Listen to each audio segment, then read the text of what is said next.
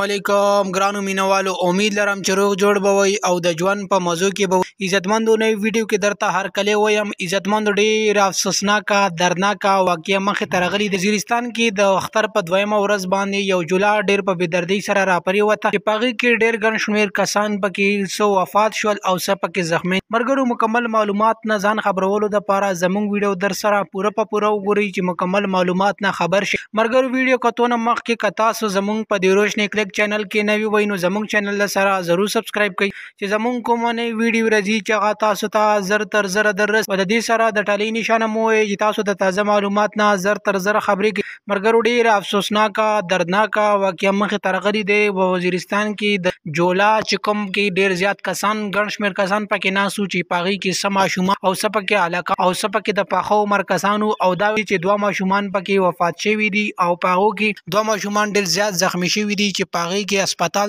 بنو ته